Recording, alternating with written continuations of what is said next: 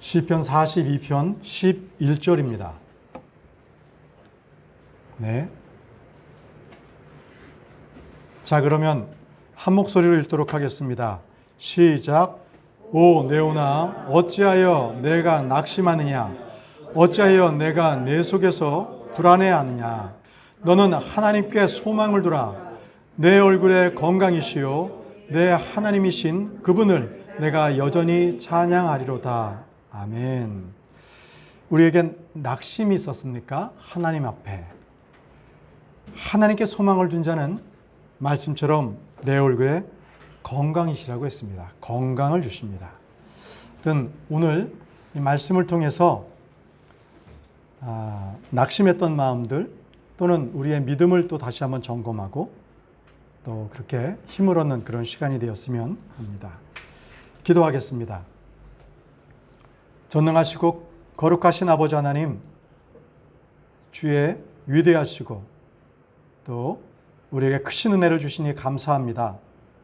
오늘 저희들에게 하나님의 말씀을 받을 때에 주께서 역사하셔서 우리가 그 말씀을 바르게 받고 또 온전하게 주님을 바라볼 수 있도록 인도해 주옵소서. 또 그 주신 말씀이 우리의 마음에 새기게 해주시고 세상에 나가서는 그 말씀대로 살아가는 우리의 마음들 될 수 있도록 주님 인도해 주시기를 원합니다.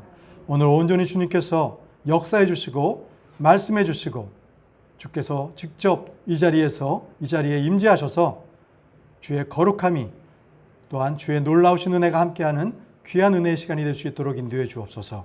예수님의 이름으로 기도합니다. 아멘. 네, 다 같이 자리에 앉으시기 바랍니다.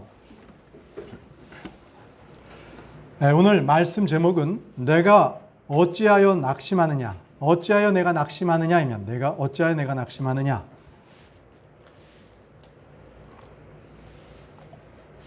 혹시 여러분 가운데 하나님을 열심히 섬기고 있는데 내 작은 소원 하나 들어주지 않는다고 하나님께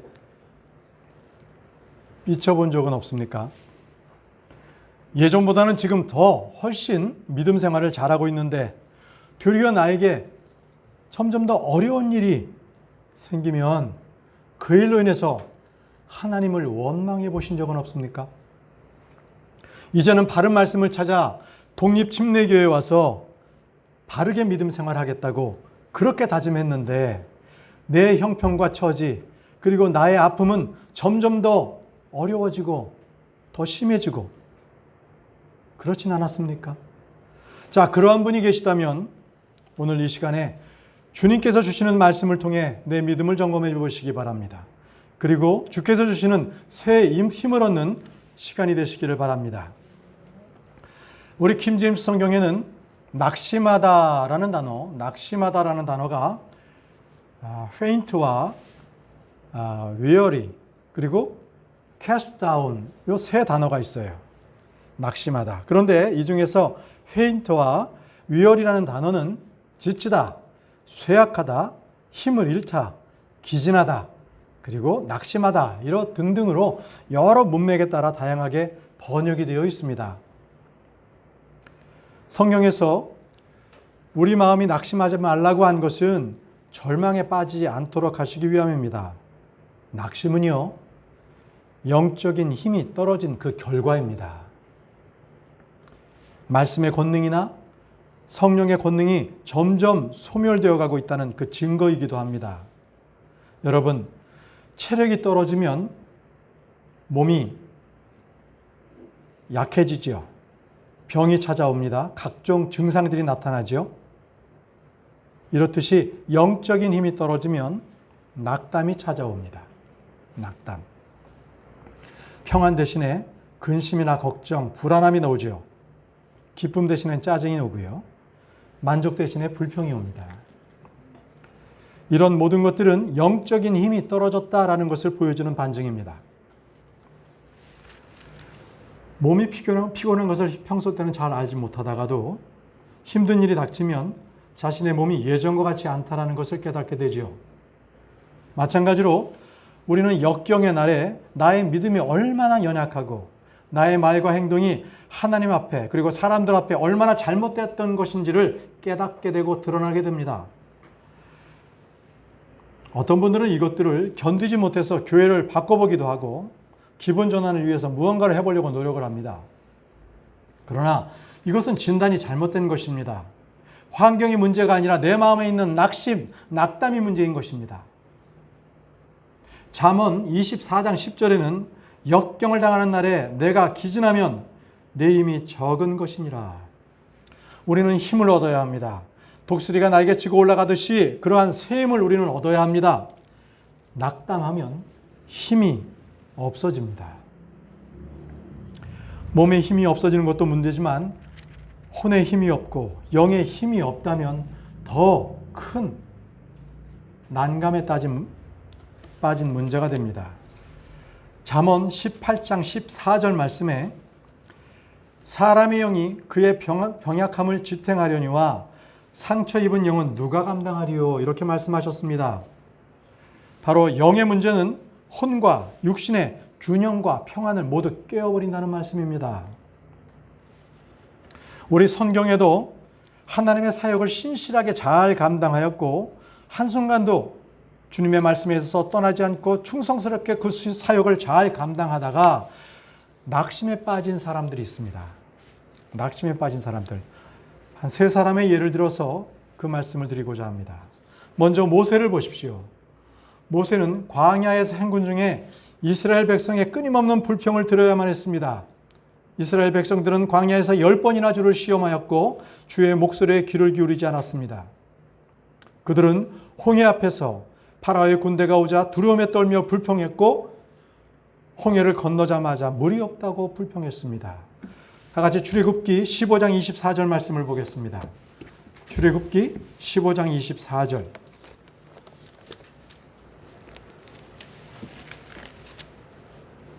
출애굽기 15장 24절 말씀입니다. 백성이 모세에게 불평하며 이르되 우리가 무엇을 마시리요 하매. 백성들은 출애굽 때 주님의 권능을 보고 체험하면서 누린 그 감사와 찬양은 온데간데 없이 사라졌습니다. 그리고 현실의 어려움이 닥치자 불평이 자연스럽게 터져나왔습니다. 이스라엘 자손의 전체 회중들은 광야에서 먹을 것이 없다고 모세와 아론에게 불평했습니다. 출애굽기 16장 2절 말씀을 보십시오. 이스라엘 자손의 전체 회중이 광야에서 모세와 아론에게 불평하며. 자, 출애굽의 지도자라면 백성들의 양식을 책임지고 해결해 주어야 한다는 것입니다. 물이 없는 것이나 먹을 것이 없는 것이나 모두 현실적인 큰 문제입니다. 시급하지요. 이것은 생명의 문제이기도 했습니다. 광야의 백성들이 까닭없이 불평한 것은 아니었습니다. 그들이 불평한 내용을 한번 들어보십시오. 출애굽기 16장 3절 말씀입니다. 이스라엘 자손이 그들에게 이르되 우리가 차라리 이집트 땅에서 고기손 옆에 앉았던 때와 빵을 배불리 먹었던 때에 주의 손에 죽었더라면 좋았을 터인데 너희가 이 광야로 우리를 데리고 나와 이 전체 집회 무리를 굶주려 죽게 하는도다 아니라. 그들은 지금 이집트에서 광야로 나온 것을 후회하고 불평하고 있습니다. 이집트 땅에서 힘든 노역은 했지만 최소한 물이 없거나 빵이 없거나 줄이지 않았다는 것입니다. 이집트에서 그들은 고기솥 옆에 앉아서 빵을 배불리 먹었다고 합니다. 광야에서 굶주려 죽는 것보다는 차라리 이집트에서 죽는 것이 낫다고 말하고 있습니다. 자, 이러한 백성들의 불평 앞에 모세는 다음과 같이 낙담하며 기도했습니다. 민수기 11장 15절 말씀을 보겠습니다. 민수기 11장 15절 말씀입니다. 민수기 11장 15절 말씀. 주께서 나를 이같이 대우하실진대 원하옵나니 내가 주의 앞에서 호의를 입었거든 즉시 나를 죽여 내가 내 비참한 모습을 보지 않게 하옵소서 하니라. 모세는 주께 자신의 괴로움, 어려움을 호소하며 주께서 나를 이같이 대우하실진대라고 했는데 광야의 목자로서 영적인 그런 지침을 호소하고 있습니다. 원하옵나니 내가 주의 눈앞에서 호의를 입었거든. 모세는 자신을 위해 한 가지를 기도했는데 주께서 호의를 베풀어 주셔서 자기를 죽여달라고 했던 것입니다. 자기를 죽여달라. 그는 사는 것보다 죽는 것을 원했고 죽음을 택했습니다. 모세가 구한 기도를 들어보십시오. 즉시 나를 죽여 내가 비참한 모습을 보지 않게 하옵소서. 늙어서 충분한 때가 되어서 죽는 것이 아니라 지금 즉시 나를 죽여달라고 합니다. 그것이 주의 호의라고 말하고 있습니다. 모세는 즉시 자기를 죽여서 자신의 비참한 모습을 보지 않게 해달라고 했는데 내 비참한 모습이란 무엇일까요? 그것은 바로 이렇게 불평이 많은 백성들이 결국은 자기를 반역으로 인해서 돌로 맞아 죽게 한다는 것입니다. 또는 반역으로 인해서 죽게 심판을 받아 죽임을 당한다. 이것을 두려워했던 것입니다. 모세는 이런 것들을 자기 눈으로 보고 싶지 않았습니다. 모세는 백성의 완악함, 곧은 몸, 목, 그리고 불평과 그 반역을 통해서 너무나 잘 알았습니다. 모세는 백성들을 위해서 크게 낙심을 했던 것입니다. 자, 두 번째, 엘리야는 어떻습니까? 엘리야. 그는 갈멜산에서 위대한 승리를 쟁취했습니다. 그는 엘리야의 시대를 열었습니다. 3년 6개월의 기근을 종결시켰지요. 그는 위대한 민족적 영웅이요. 그들의 신앙과 정신적인 지도자로서 추앙을 받을 만했습니다. 엘리야를 하나님의 종으로 인정하지 않는 사람은 아무도 없었을 것입니다. 그러나 엘리야에게도 맑은 하늘에 어둠이 짙게 깔리듯이 그에게 철저한 실패가 다가왔습니다. 우리 다 같이 열왕기상 19장 3절을 보겠습니다. 열왕기상 19장 3절, 우리 열왕기 말씀 19장 말씀은 제가 계속적으로 왔다 갔다 하면서 볼 테니 여러분 여기에 표시를 해 두시기 바랍니다. 책갈피를 끼워 놓으십시오. 열왕기상 19장 3절 말씀을 먼저 보겠습니다. 그가 그것을 보고 일어나 자기 생명을 구하려고 가서 유다에 속한 브엘세바에 이르러 자기 종을 거기에 남겨두니라. 자, 사람은 가장 위대한 일을 한 뒤에 시험에 빠져든다는 평범한 진리를 다시 한번 확인하게 하는 대목입니다. 그는 자기 생명을 구하려고 도망쳤습니다. 마귀는 언제든지 우리를 공격하고 성도는 언제나 시험에 빠지게 됩니다. 성경은 이것을 분명하게 말씀하고 있는 것입니다. 다니엘이 꿈을 해석해 준 뒤에요. 그는 경배를 받고 향을 받는 범죄를 범했습니다. 엘리야 역시 주님의 능력과 권능을 온 천하에 선포한 뒤에 두려움에 빠지고 말았습니다. 지금 좌절과 시리에 빠진 성도가 계시다면 그분은 그 이전에 얼마나 내가 신실했던가를 한번 생각해 보십시오. 한때는 열심이었던 신앙생활이었고 뜨겁게 봉사하였고 얼마나 주님을 사랑하였던가, 그런 아련한 기억이 있을 것입니다. 그렇지 않은 성도라 할지라도 한때는 주님을 향한 뜨거운 사랑을 불태웠던 시기가 있었을 것입니다. 마귀는 그때를 공격합니다. 성도는 바로 열심히 했던 그때 공격을 당합니다. 그때 넘어져서 뒤로 넘어진 그분이 있다면, 지금까지 헤매고 있다면 그분은 이제 일어나야 합니다. 이제 일어나야 할 때입니다. 내가 언제 느슨해지고 언제 내 마음이 냉랭해지고 내가 언제 하나님으로부터 멀어져서 낙심했던가, 그것을 생각해 보십시오. 그리고 회개하십시오. 주님은 분명히 말씀하고 계십니다. 계시록 2장 5절 말씀을 보겠습니다. 계시록 2장 5절 말씀.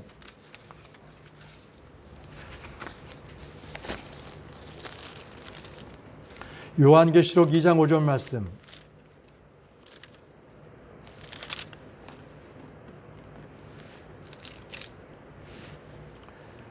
그러므로 내가 어디로부터 떨어졌는지 기억하고 회개하며 처음 행위를 구하라. 처음 행위를 하라. 만일 그리하지 아니하고 내가 회개하지 아니하면 내가 속히 내게 가서 내 등잔대를 그것의 자리에서 옮기리라. 자, 다시 열왕기상 19장 3절 다시 보십시오.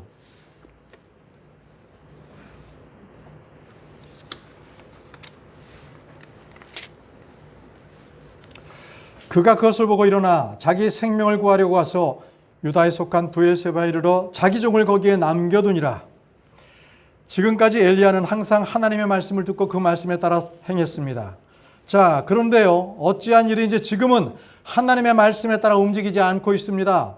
그는 생명의 위험을 감지했고 주님께서 기도하며 그 처분을 기대하는 대신에 스스로 모든 일을 판단하고 처리하고 있습니다. 엘리야의 눈은 믿음의 주여 온전케 하신 이를 바라보는 대신에 분노와 적의에 가득 찬 왕비 이세벨에가 있었습니다. 하나님을 두려워하고 사람을 두려워하지 말라. 이것은 성경의 가르침이요 반복적으로 강조되는 진리임에도 불구하고 엘리야는 사람을 두려워하기 시작했습니다. 여러분, 사람을 두려워하면 덫에 걸립니다. 잠언 29장 25절 말씀에 사람을 두려워하면 올무에 걸리거니와 누구든지 주를 신뢰하는 자는 안전하리라. 잠언 29장 25절 말씀이었습니다. 자, 이처럼 엘리야는 스스로 덫에 걸리고 말았습니다. 믿음의 조상이라고 추앙받는 아브라함이 아내를 2차례나 자기 누이라고 속였죠. 왜입니까? 사람을 두려워했기 때문에 그렇습니다. 이삭이 아버지처럼 자기 아내 리브가를 누이라고 거짓말했습니다. 왜요? 왜 그가 거짓말했습니까? 사람을 두려워했기 때문에 그랬습니다. 사울 왕이 하나님 앞에서 큰 죄를 범한 이유가 무엇입니까? 백성들을 두려워했기 때문에 그랬습니다. 자, 열왕기상 15장 24절 말씀을 보십시오. 죄송합니다. 사무엘상 15장 24절 말씀입니다. 사무엘상 15장 24절 말씀. 사무엘상 15장 24절. 사울이 사무엘에게 이르되 내가 죄를 지었나이다. 내가 백성을 두려워하고 그들의 음성에 순종한 까닭에 주의 명령과 당신의 말씀들을 어겼나이다. 다윗이 블레셋의 도시 가드의 왕인 아기스에게로 도망갔습니다. 그리고 그는 그 앞에서 입에 침을 흘리며 미친 짓을 했습니다. 왜요? 왜 그가 미친 짓을 했습니까? 그것은 사울이 자기를 죽이는 것을 두려워해서 그리로 도망쳤기 때문에 그렇습니다. 그리고 아기스 왕 앞에서 자기가 발각될까 봐 그는 미친 짓을 했습니다. 총독 빌라도가 예수님이 죄가 없다는 사실을 알고 있으면서도 예수님을 십자가에 처한 그 이유는 무엇입니까? 그도 역시 백성들을 두려워했기 때문에 그렇습니다. 이처럼 하나님을 두려워하지 않고 사람을 두려워하면 반드시 올무에 걸리고 죄에 떨어집니다. 자, 다시 열왕기상 19장 3절로 돌아가서 엘리야가 본 것이 무엇인지 한번 보겠습니다. 열왕기상 19장 3절 말씀. 그가 그것을 보고 일어나 자기 생명을 구하려고 가서 유다에 속한 브엘세바에 이르러 자기 종을 거기에 남겨두니라. 그가 그것을 보고, 엘리야가 본 것은 자신의 사역이 실패한 것을 보았던 것입니다. 갈멜산에서 보여준 백성들의 반응이 평지에 내려와서 그대로 이어지지 않았습니다. 모든 백성들이 그는 기대했어요. 왕국으로 달려가서 이세벨을 몰아내고 바알의 산당과 제단을 무너뜨리고 그런 일련의 후속 조치가 따르기를 그는 원했습니다.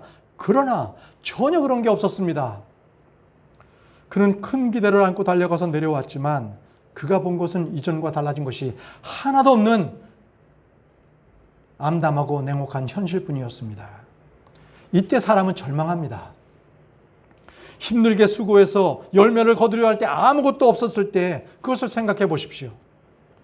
이처럼 사람은 믿음으로 듣고 보는 것으로 걷는 것은, 믿음으로 걷지 않고 보는 것으로 걷는 것은 실패와 좌절의 길입니다. 엘리야는 스스로 자신을 과대평가했습니다. 그는 갈멜산에 승리했기 때문에 이제 평지에 내려와서도 악의 세력을 쉽게 제압하리라고 생각을 했습니다. 그러나 영적 전쟁에서 무혈입성이라는 것은 없습니다. 엘리야는 즉각 마귀의 역습에 걸리고 말았습니다. 고린도전서 10장 12절에 그런즉 스스로 서 있는 줄로 생각하는 자는 넘어지지 않도록 주의할지니라 말씀하셨습니다. 큰 싸움에서 승리했다고 작은 싸움에도 스스로 저절로 승리하는 것은 아닙니다. 믿음의 선한 싸움을 싸우고 달려갈 길을 마치고 모든 일을 행한 이후에 설 수 있어야 합니다. 그는 협박을 받고 나서 믿음을 발휘하지 못했습니다. 그는 기도도 하지 않았습니다. 이세벨의 협박과 도전을 받았으면 주님 앞에 당연히 응당 그 문제를 기도하고 그 뜻을 구해야 했었습니다. 그러나 그는 전혀 그렇게 하지 않았고 스스로 도망을 결정해 버렸습니다. 믿음의 사람이 믿음에서 떨어지고 기도의 사람이 기도하지 않는 이러한 역설적이고 모순적인 일이 어디 있겠습니까? 주님이 성도의 기도에 크게 응답하셨을 때 성도는 우쭐대거나 교만하지 않아야 합니다. 시편 2장 11절입니다. 시편 2편 11절.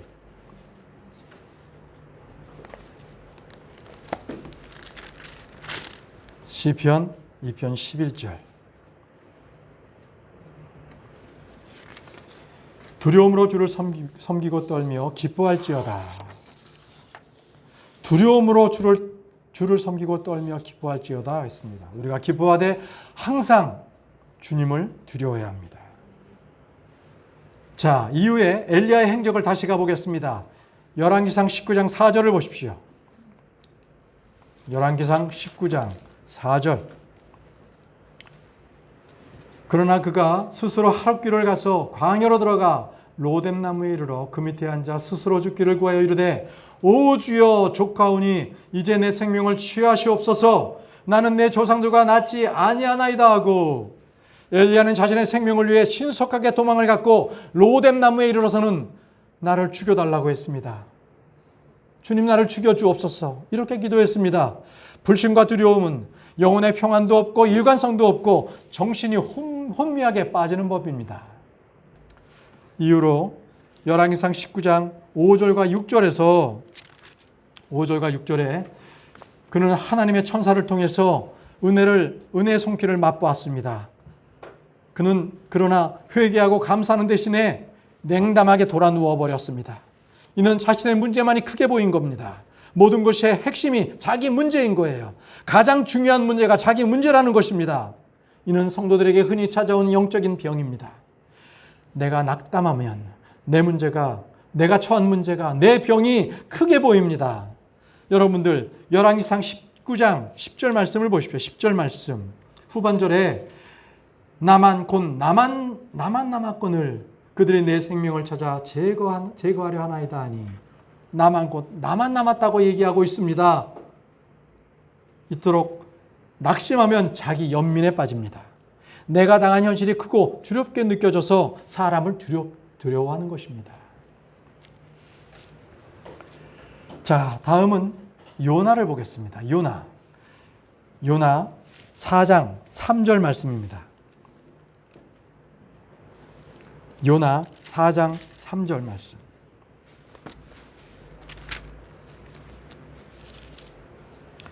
요나 4장 3절 말씀. 자, 요나는 어땠는지 한번 보겠습니다. 요나 4장 3절 말씀에 오 주여 그러므로 이제 간청하오니 내게서 내 생명을 취하소서. 사는 것보다 죽는 것이 내게 더 낫나이다 하니라. 자, 요나는 주님께 자신을 죽여달라고 간청했습니다. 요나는 이미 큰 물고기 안에서 지옥에 다녀온 적이 있지 않습니까? 그럼에도 불구하고 그는 죽음을 달라고 간구하고 있습니다. 그렇다고 그가 바울처럼 셋째 하늘 낙원에 다녀온 것도 아니지 않습니까? 요나서 4장 3절에 오 주여 그러므로 이제 간청하오니 내게서 내 생명을 취하소서. 사는 것보다 죽는 것이 내게 더 낫나이다 하니라. 이토록 요나는 기도했습니다. 요나는 니느웨 사람들이 회개하고 그리고 회심으로 말미암아 주님으로부터 재앙이 내리지 않는 것, 이 일에 대해서 매우 못마땅했습니다. 그 민족들은 이스라엘을 공격하고 그 땅을 점령할 것이기 때문에 그랬습니다. 그래서 요나는 너무 못마땅해서 분노가 치밀어 올랐습니다. 오늘날 많은 이들이 자기의 고통과 삶의 그 어려움에 있어서 내가 이렇게 사는 것보다 죽는 것이 낫겠다고 얘기합니다. 차라리 죽고 싶다고 말을 하는 이들이 있습니다. 고통 가운데 있던 욥도 그랬습니다. 차마 자살은 못하겠고 주님께 죽여달라는 것입니다. 자, 신약 성도들은 우리는 믿음으로 이런 고백을 해야 합니다. 다 같이 고린도후서 5장 8절 말씀을 보겠습니다. 고린도후서 5장 8절 말씀.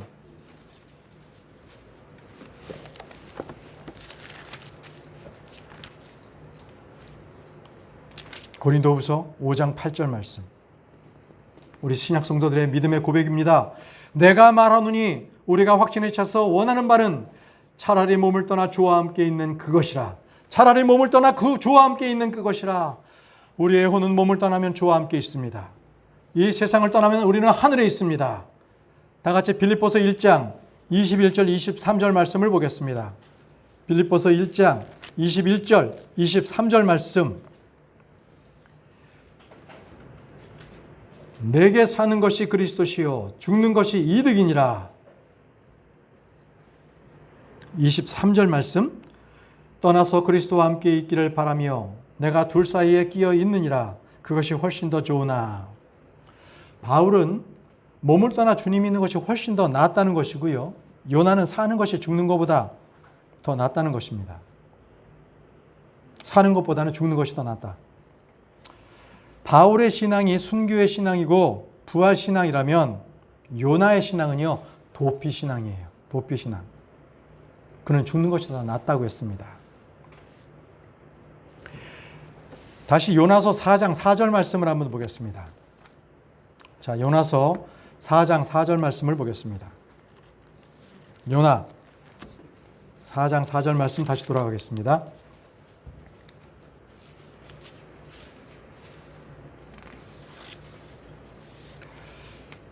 그때 주께서 이르시되 내가 분노한 것이 잘하는 것이냐 하시니라. 주님은 요나의 기도에 응답해서 그의 생명을 취하는 대신에 그에게 내가 분노하는 것이 잘하는 것이냐라고 질문하셨습니다. 지금 내가 내게 성질을 내는 게 마땅한 일이냐, 잘하는 것이냐, 이렇게 말씀하고 계십니다. 요나는 하나님께서 하신 일이 너무나 못마땅해서 낙심해서 주님께 분노했던 것입니다. 여러분, 우리는 지금까지 충성스럽게 주의 사역을 펼치다가 낙심에 빠진 성경의 세 사람, 성경의 인물 세 사람, 모세, 엘리야, 그리고 요나를 살펴보았습니다.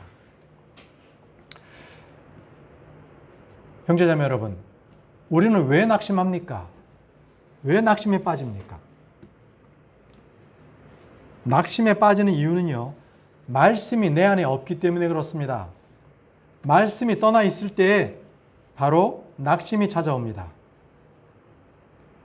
아모스 8장 11절, 13절 말씀을 보십시오.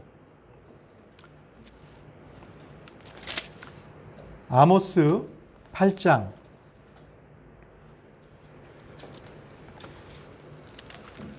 11절, 13절 말씀입니다.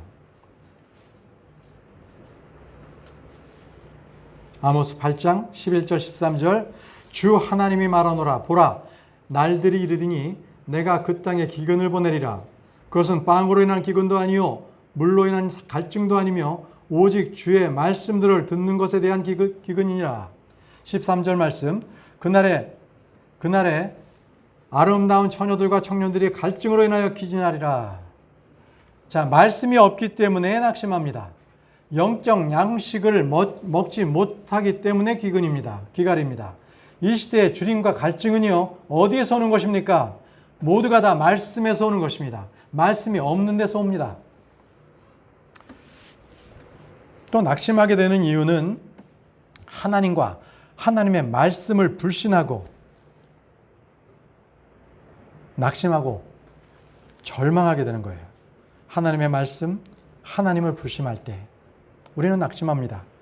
함께 순례일을 가는 형제들이 우리를 가장 힘들게 하고 낙심할 때가 있습니다. 힘을 주어야 할 그 형제들이 도리어 불신하고 그리고 불신에 보고를 하고 그럴 때 나의 믿음은 절망케 되고 낙심케 한 성경적인 예가 있습니다. 신명기 1장 28절 말씀을 보겠습니다. 신명기 1장 28절.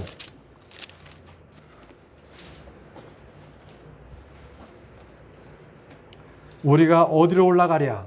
우리 형제들이 우리를 낙심하게 하며 말하기를 그 백성은 우리보다 크고 키가 크며 그 도시들은 크고 성곽이 하늘에까지 닿았으며 또한 우리가 거기서 아낙 족속의 아들들을 보았노라 하는도다 하기에. 여러분 명심하십시오. 악한 사귐은 선한 습성을 부패시킵니다. 우리는 말씀 안에서 형제를 세워주고 격려해야 합니다. 우리를 낙심케 하는 것, 이것은 원수들이 우리를 낙심케 합니다. 원수들은 우리를 공격하고 낙심케 합니다. 이것은 아주 영적인 교란과 심리전에서도 아주 기본적인 수칙이기도 합니다. 사자들이 사냥할 때 항상 무리에서 떨어져 나와 있는 짐승들을 공격합니다. 제일 뒤처져 있는 그러한 약한 동물을 잡지요. 이것은 원수 마귀도 마찬가지입니다. 신명기 25장을 보십시오. 원수 마귀가 어떻게 나약한 그 무리에서 떨어져 나간 자들을 공격하는지 신명기 25장 17절, 18절 말씀입니다. 신명기 25장 17절, 18절.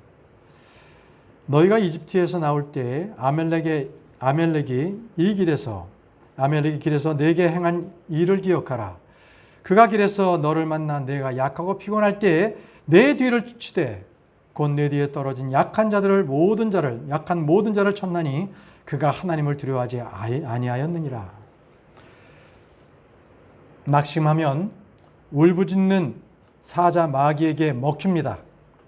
우리는 마귀를 대적하며 이겨야 합니다. 그래서 승리의 기쁨을 맛보고 영광의 찬양을 불러야 할 우리 존재입니다. 형제자매 여러분, 우리가 낙심하지 않는 이유가 있습니다. 어떠한 환난이나 시련이 닥치고 시험에 빠질 때에도 우리는 낙심하지 않습니다. 그 이유가 무엇입니까? 여기에 영적 놀라운 이유들을 우리가 찾아볼 수 있는데요. 한번 그 낙심하지 않는 이유를 찾아보도록 하겠습니다. 자, 우리가 낙심하지 않는 이유 첫 번째, 우리의 속사람이 새로워지기 때문에 그렇습니다. 우리의 모든 일을 통해서 우리의 속사람이 새로워집니다. 우리의 속사람이 새로워진다. 고린도후서 4장 16절 말씀을 보겠습니다. 고린도후서 4장 16절 말씀.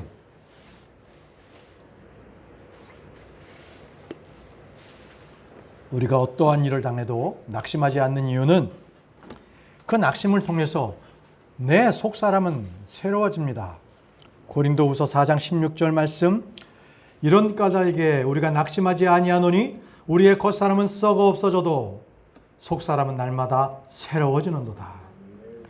육신은 골병이 들고 상처 투성이고 모든 고통성이 있을지라도 우리의 속사람은 정결하고 거룩해지고 강건해집니다.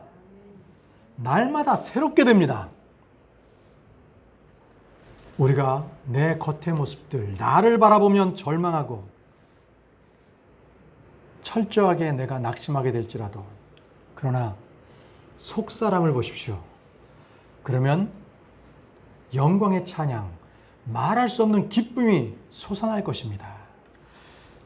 이런 어려움 속에서 하나님은 모든 것을 합력하여 속사람을 점점 더 하나님의 아들의 형상과 일치시켜 나아가십니다. 그래서 성경은 로마서 5장 3절에 그리할 뿐 아니라 우리가 환난도 기뻐하나니 인내는 환난을, 로마서 5장 3절 말씀에 환난도 기뻐하나니 이렇게 말했습니다. 이토록 우리는 환난을 기뻐합니다. 왜요? 속사람이 새로워지기 때문에 그렇습니다. 내 안에 그리스도의 형상이 형성되기 때문에 그렇습니다. 그것이 내 속사람이 새로워지는 것입니다. 야고보서 1장 2절 말씀을 보십시오. 야고보서 1장 2절 말씀. 야고보서 1장 2절 말씀. 야고보서 1장 2절 말씀. 내 형제들아, 너희가 여러 가지 시험에 빠질 때 그것들을 다 기쁨으로 여기라. 여러 가지 시험에 빠질 때 그것들을 다 기쁨으로 여기라. 시험은 우리를 낙심시키는 것이 아닙니다. 절망을 안겨주는 것이 아니라 도리어 우리의 영을 더욱더 새롭게 해주기 때문에 우리는 오히려 더 기뻐해야 합니다. 베드로전서 4장 13절 말씀을 보십시오. 베드로전서 4장 13절 말씀. 베드로전서 4장 13절 말씀. 오히려 너희가 그리스도의 고난에 참여한 자가 되었으므로 기뻐하라. 이것은 그분의 영광이 드러날 때에 너희가 넘치는 기쁨으로 또한 즐거워하게 하려 함이니라. 지금 읽었던 말씀은 베드로전서 4장 13절 말씀이었습니다. 여러분, 너희가 넘치는 기쁨으로 또한 즐거워하게 하려 함이라 이렇게 말씀하셨는데, 여러분, 이 베드로전서 1장 8절 말씀에는요, 그냥 기뻐하는 정도가 아니라고 말씀하고 계십니다. 베드로전서 1장 8절 말씀에는요, 이루 말할 수 없고 영광이 가득한 기쁨으로 기뻐한다고 말합니다. 영광이 가득한 기쁨으로 기뻐한다. 여러분, 우리는 낙심할 것이 하나도 없습니다. 오히려 영광입니다. 고난을 당하십니까? 핍박을 당하십니까? 고통과 아픔 중에 있습니까? 그것은 앞으로 일어날 그 영광을 받는 이루 말할 수 없는 기쁨입니다. 에베소서 3장 13절 말씀을 보십시오. 에베소서 3장 13절 말씀.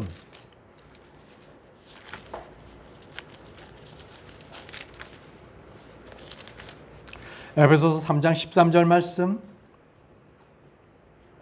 그러므로 내가 바라노니 너희를 위한 나의 환난들로 인해 너희는 낙심하지 말라. 그것은 너희의 영광이니라. 여러분, 환난을 당해서 낙심하지 않고 도리어 그것이 우리의 영광이 됩니다. 영광이 됩니다. 자, 우리가 낙심하지 않는 이유 두 번째입니다. 두 번째는 기도의 응답이 있기 때문에 그렇습니다. 기도의 응답이 있기 때문에. 항상 기도하는 사람은 그래서 낙심하지 않습니다. 조금 전에 우리가 기도할 수 있는데 왜 낙심하십니까? 기도할 수 있는데 왜 염려하십니까? 이러한 찬양을 우리가 불렀습니다. 우리는 기도할 수 있기 때문에 낙심하지 않습니다. 누가복음 18장 1절 말씀을 보겠습니다.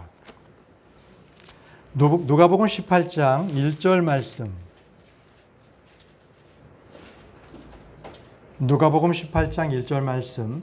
사람들이 항상 기도하고 낙심하지 말아야 할 것을 보여주시려고 그분께서 그들에게 비유를 말씀하여, 사람들이 항상 기도하고 낙심하지 말아야 할 것을 보여주시려고 이렇게 말씀하셨습니다.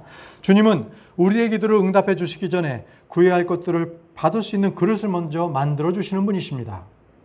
여러분들께서 자녀가 무언가를 사달라고 할 때, 예를 들어 차를 사달라고 한다고 생각해 보십시오. 그러면 운전 면허증이 먼저 필요하지 않겠습니까?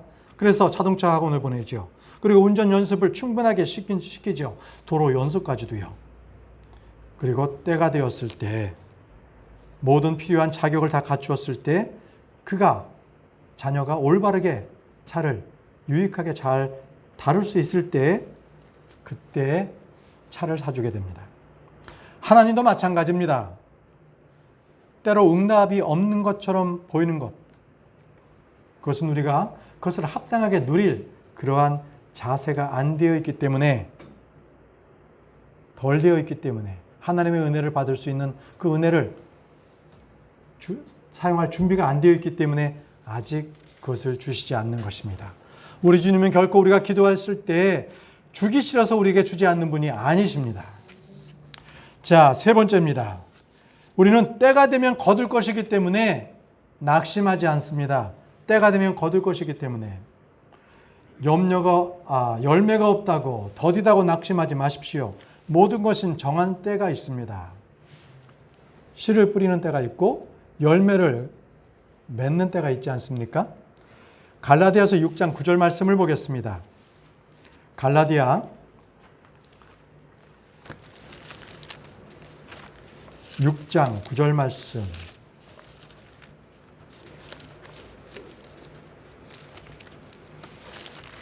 갈라디아서 6장 9절 말씀 보겠습니다.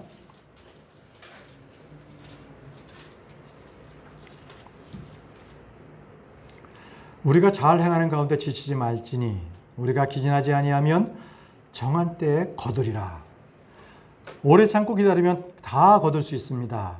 지금이 이 현실이 고통스럽고 절망스럽다 할지라도 그것은 정한 때가 되면 다 거둔다는 것을 알고 믿는 여러분들이 되시기 바랍니다.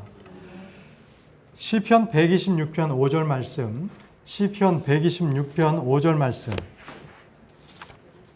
시편 126편 5절 말씀에 눈물을 흘리며 씨를 뿌리는 자들은 기쁨으로 거두리로다. 눈물을 흘리며 씨를 뿌리는 자들은 기쁨으로 거둔다고 말씀하고 계십니다. 우리가 비록 더딜지라도 그것은 우리가 원하는 시간이라 아니라 꼭 하나님께서 정하신 시간에 우리는 그 시간을 기다릴 줄 알아야 합니다. 우리는 소망 가운데 있고 분명히 그것을 거둘 때가 있습니다. 여러분 낙심하지 말고 거둘 때를 기다리시기 바랍니다. 자, 네 번째는 주님을 깊이 생각함으로 낙심하지 않습니다.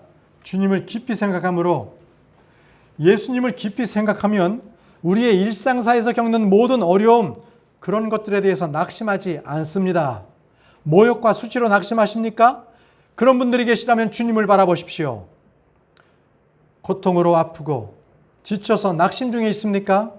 주님을 생각해 보십시오. 어떤 이는 이 나이가 들도록 집 한 채 없고 번듯한 내세울 것 하나도 없다고 낙심하는 분이 있습니다. 그런 분이 계시다면 주님을 바라보시기 바랍니다. 주님은 모든 것이 되시는 분이십니다. 성경의 위인들 그리고 교회사의 선배들을 보더라도 조금 더 낙심할 것이 없습니다. 하물며 주님을 깊이 생각하신다면 무엇이 낙심이 되겠습니까? 히브리서 12장 3절 말씀을 보겠습니다. 히브리서 12장 3절 말씀.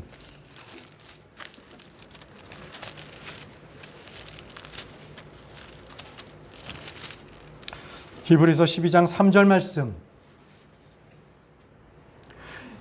죄인들이 자기를 대적하여 이처럼 거역한 것을 견디어 내어신 분을 깊이 생각할지니 이것은 너희가 너희 생각 속에 지치고 기진하지 아니하게 하려 함이라. 견디어 내신 분을 깊이 생각하라고 했습니다. 이것은 너희가 너희 생각 속에 지치고 기진하지 아니하게 하려 함이라. 자, 다섯 번째 우리가 낙심하지 않는 이유는 보상이 있기 때문에 그렇습니다. 보상이 있기 때문에. 참고 인내하며 수고하고 낙심하지 마십시오. 주님의 칭찬이 기다리고 있습니다. 낙심하지 마십시오. 계시록 2장 3절 말씀을 보십시오. 계시록 2장 3절 말씀.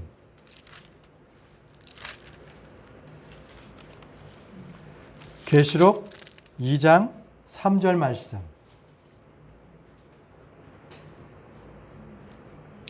또 참고 인내하며 내 이름을 위해 수고하고 낙심하지 아니하였느니라. 주님을 위해 어떠한 행위도 결코 헛되지 않습니다. 그러기에 우리는 낙심할 필요가 전혀 없습니다. 고린도전서 15장 58절에도 그러므로 내 사랑하는 형제들아 너희는 굳게 서서 흔들리지 말고 항상 주의 일을 넘치게 하라. 너희 수고가 주 안에서 헛되지 않은 줄 너희가 아느니라. 주님은 저와 여러분의 수고를 결코 잊지 아니하십니다. 히브리서 6장 10절 말씀을 보겠습니다. 히브리서 6장 10절 말씀. 히브리서 6장 10절 말씀입니다. 하나님은 불의하지 아니하사 자신의 이름을 위해 너희가 보여준 너희 행위의 사랑의 수고 곧 너희가 성도들을 섬겨온 것과 또 섬기고 있는 것을 잊지 아니하시느니라. 자, 이러한 이유로 우리는 낙심하지 않습니다. 도리어 낙심하는 것이 아니라 기뻐합니다. 자, 여섯 번째입니다. 여섯 번째, 하나님께 소망을 둘 수 있기에 낙심하지 않습니다. 여섯 번째는 하나님께 소망을 둘 수 있기에 우리는 낙심하지 않는 것입니다. 말씀은 시편 42편 5절 말씀입니다. 시편 42편 5절 말씀.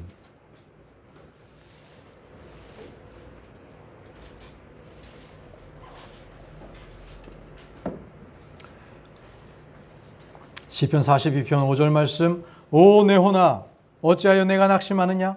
어찌하여 내가 내 속에서 불안해하느냐? 너는 하나님께 소망을 두라.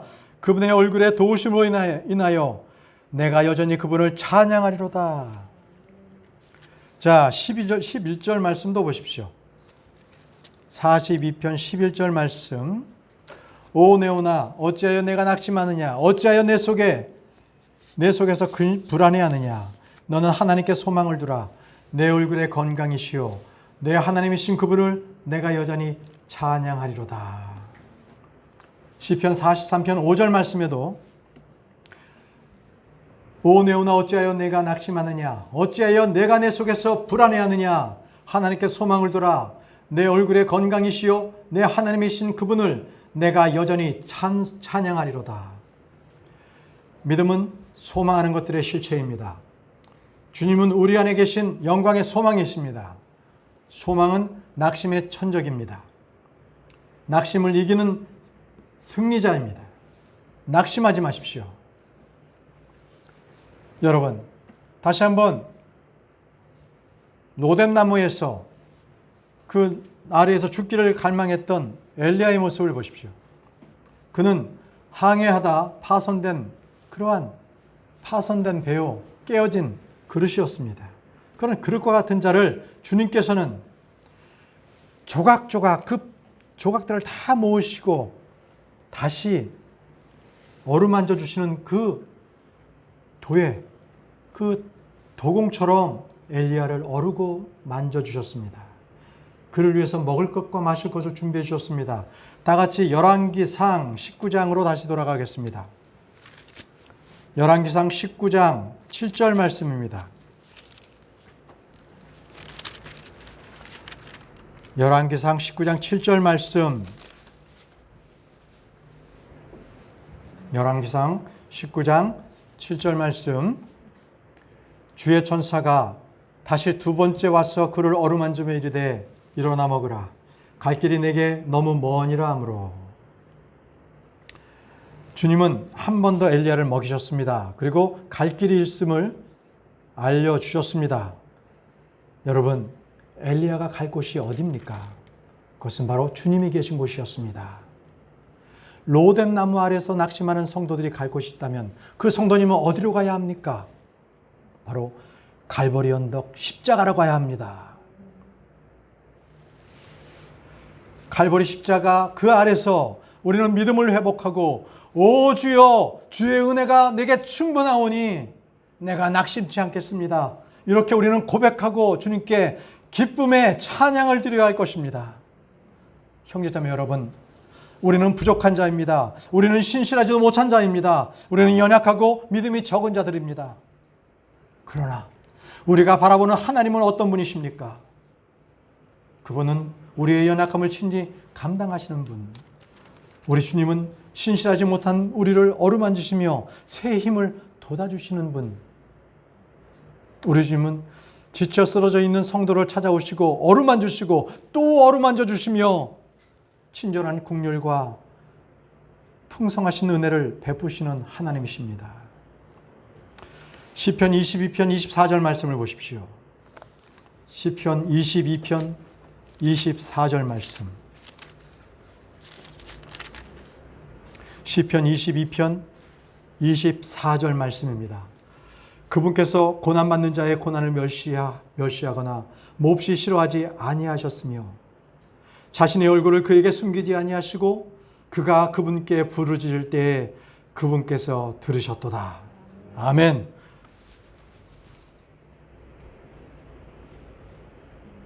주님은 곤비한 자, 지쳐 쓰러진 자의 음성을 들어주시는 분이십니다. 사랑하는 형제자매 여러분, 지나온 여러분들의 과거 일이 너무 힘들고 지쳐서 그렇게 난방하고 계십니까? 그리고 지금도 여전히 그 어두움이, 그 힘듦이 내 앞을 가로막고 있어서 지금도 캄캄한 어둠의 터널을 지나고 계십니까? 그리할지라도 우리에게는 소망이 있습니다. 복된 소망이 있습니다. 이제는 일어나십시오.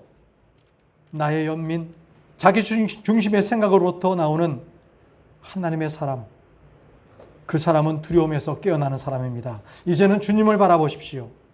그래서 어떠한 고난과 낙심 가운데서도 우리를 부르신 하나님의 목적에 합당하게 자신을 드리고 믿음에 굳게 서시기 바랍니다.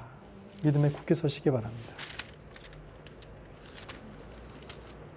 우리는 오늘 성경에서 나오는 세 사람을 통해서 낙심하지 말라, 이 말씀을 우리가 함께 보았습니다.